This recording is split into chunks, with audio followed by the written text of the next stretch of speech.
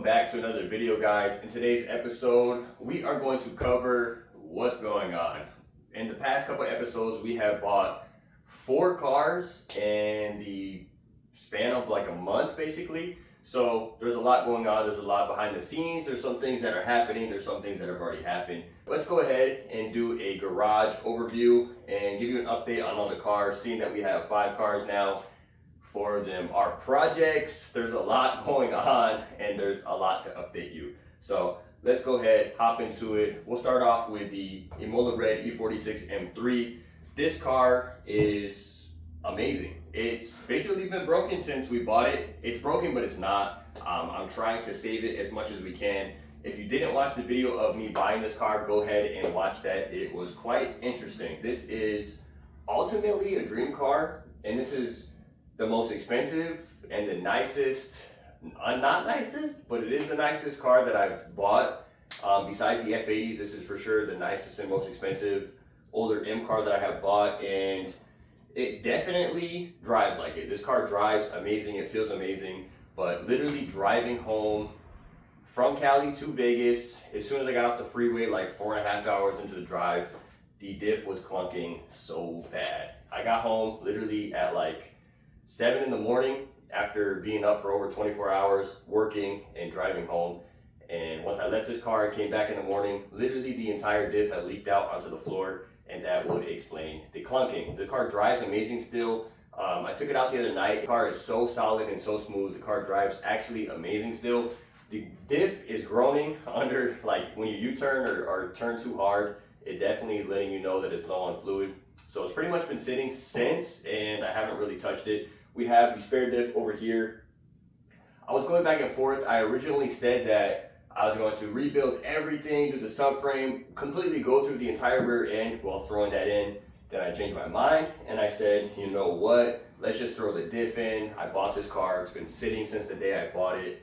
I want to drive it. Let's just throw the diff in.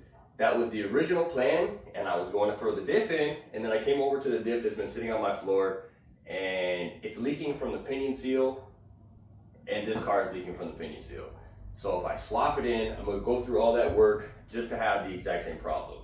So I have like $1,300 or $1,400 FCP Euro order on the way. We are going to do pinion seal, output seal, input seal. I'm going to put an OEM cover. We're going to rebuild the shifter. I'm going to do a tune-up while we're at it, oil change, transmission fluid, obviously diff fluid. Basically do a light but full service of the rear end. I have all new bushings and bolts on the way as well. Then we'll service the transmission. I'm hoping that the drive shaft and the weebles are good because that's not something I ordered. I'm gonna kind of risk it. I know this exhaust is gonna need work as well, so I have exhaust gaskets, but it's most likely gonna end up needing all new hardware. So we're gonna take it as it is.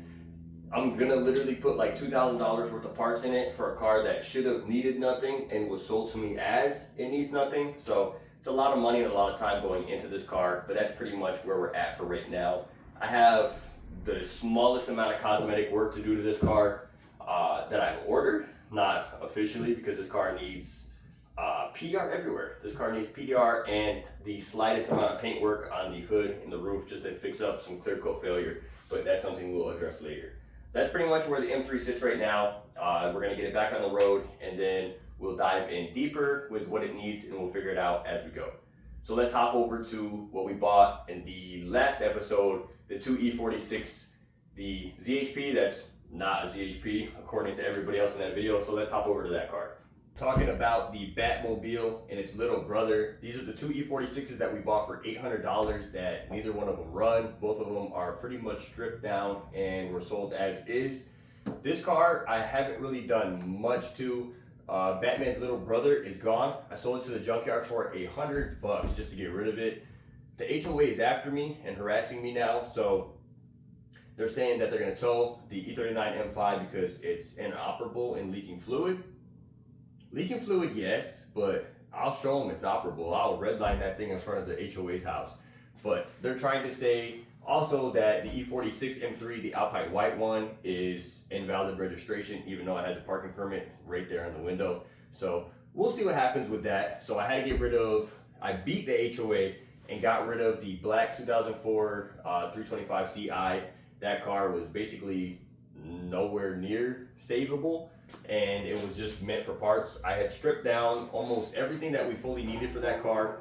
If I have some clips, I'll throw it in, but I'm most likely just gonna end up deleting all that stuff because it wasn't a full video and it really wasn't that good footage. So everything you see on top of the car is stuff that pulled out of that car. So I basically took the full interior except for the driver's seat.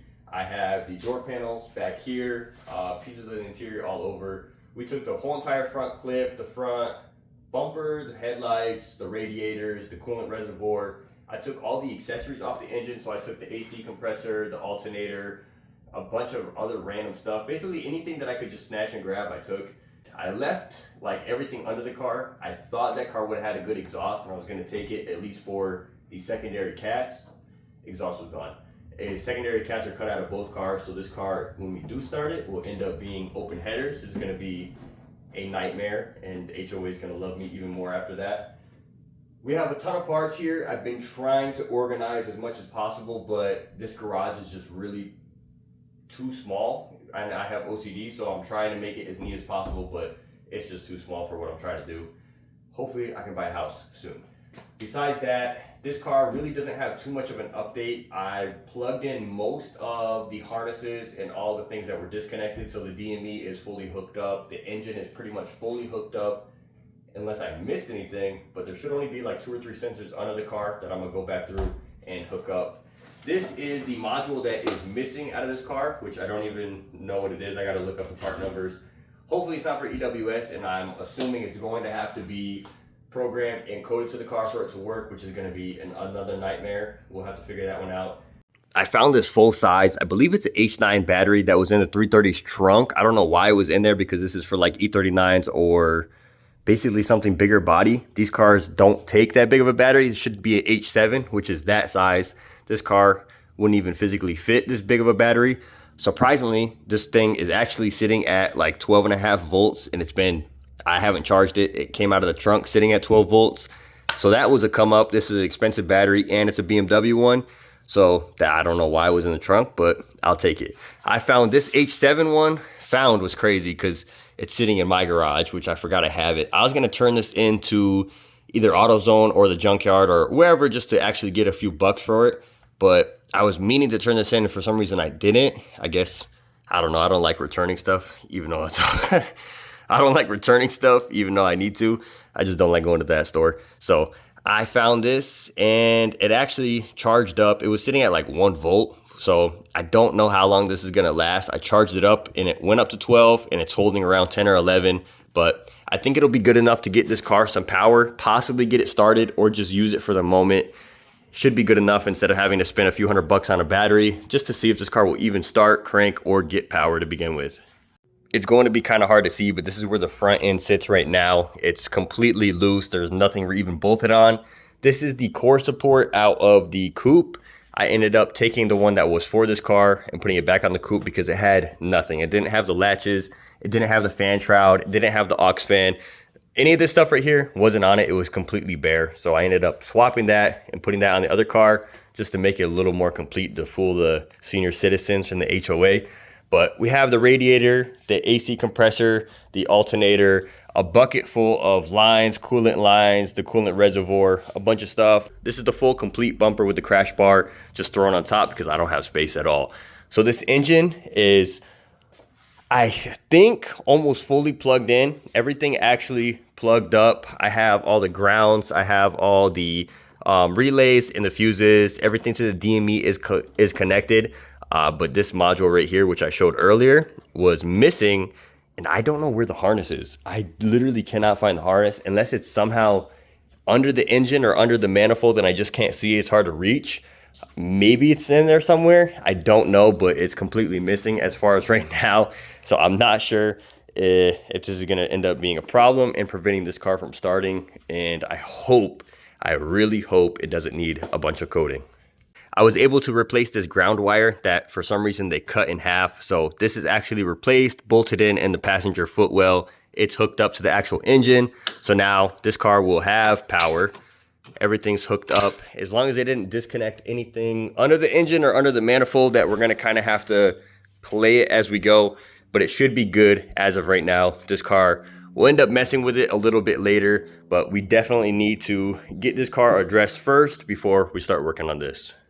Besides my garage now fully looking like a junkyard full of, I guess, usable parts, we have a little bit of an update for the E39 M5 and the Alpine White E46 M3. The F80 doesn't. I have basically a parts collection down here that are brand new parts in here. This is just random stuff that I've been collecting either for the diff swap or just some random maintenance stuff. So the F80 doesn't really have anything to touch on. I was just gonna do cabin air filters and a transmission fluid flush, and I have some boots for the suspension. When we did the lowering springs, they were quite ripped, and struts for the trunk and for the hood. We have a little bit of a change of scenery. We took the E46 M3 out and filmed this video a little bit of a different location. As far as the M3 goes, there are a few updates. As far as the exterior, there's really not that much different. Car's pretty much sitting as is after we did the front end swap. If you haven't seen those videos, we purchased a E46 M3 convertible that was also in Alpine White. Basically took the whole entire front clip and put it onto this car because mine had some nasty carbon hood, some paint issues on the passenger and driver fender, and now this car is pretty much OEM and flawless except for the front bumper. So the front bumper is something that we need to address pretty near in the future. This thing is pretty much destroyed. As far as recently, I went ahead and put in fresh headlight lens, and I tried to buff and polish the clear corner lights to make them look a little bit better, blend in a little more. That's really it for the exterior. Nothing else has really changed. Going into the interior, yesterday this car got some love, but I ended up not really filming too much. One of the biggest problems with this car was the short shifter. This car had some aftermarket short shifter that felt so terrible, really stopped you from driving the car.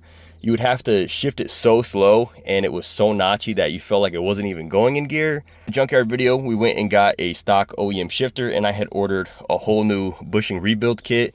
Figured that that would solve my issues, and that's where I was wrong. So with the OEM shifter and the fresh bushings, I didn't actually get an actual OEM lever brand new instead of getting one used because it has the slightest bit of play.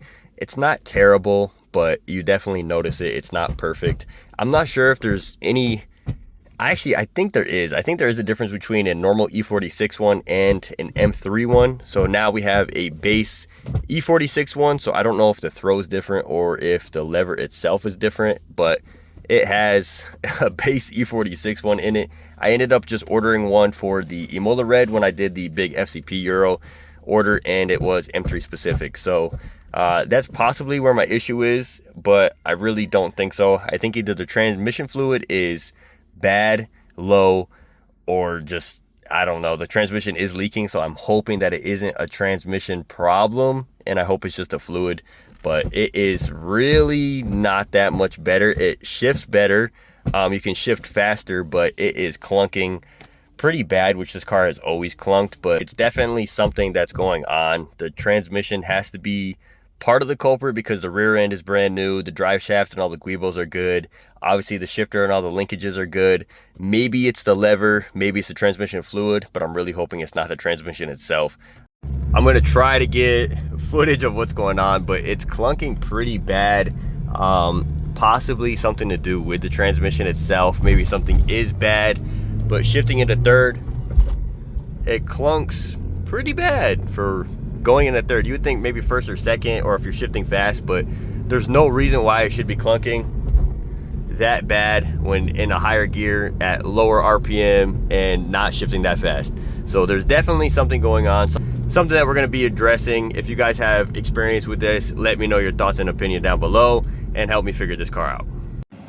We have the E39 M5 now. There's not really much of an update with this car either. The only thing that I've done is I've thrown on the Apex Arc 8s.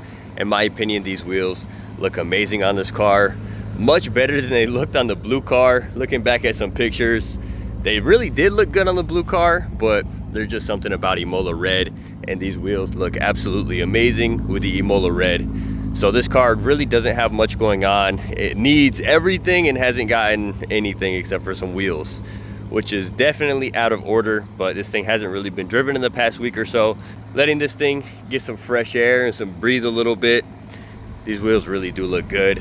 I'm still trying to find E39 M5 interior, but this thing's probably going to be on the back burner for a little bit as well. This thing needs so much, and we're a little bit busy right now with the other cars. So if I end up selling the Alpine White E46 M3, it'll be much easier to work on this thing, and it'll free up a bunch of money to put back into this thing.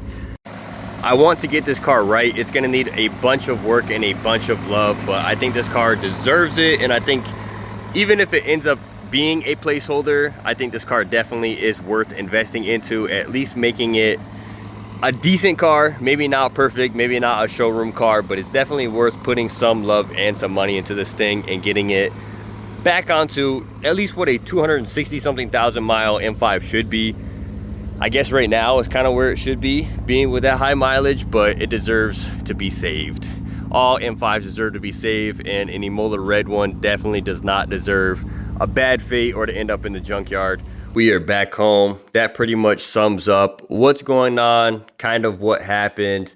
We've done a little bit of work behind the scenes. We have a lot of work to do on just about everything. The F80 is basically the only car I've been driving. Everything else has been pretty much stationary. So I want to change that. I want to get this car back on the road. The M5 is actually surprisingly nice to drive. It just needs an absolute ton to dial it in, and that's going to take time and money. So possibly I am now reconsidering selling the Alpine White E46 M3. So I guess we'll see what happens with that. We'll see. I'm kind of tired of dealing with problems on a car that I'm going to have to go back and deal with the exact same problems once again, buy the same parts, do the same job. I really just don't want to do everything twice. I thought I did. I kind of don't want to sell that car just because it's Alpine White and cinnamon, but again, I just don't want to do everything twice. We'll see what happens with that in the future, but as for now, that about sums it up. Lots to come with both of these things. I go back and forth in the future with the next few episodes with these two cars. Stay tuned. We'll come back soon. I appreciate everybody that's watched. I appreciate everybody that is watching. Like, comment, and subscribe, and we will be back. Later, guys.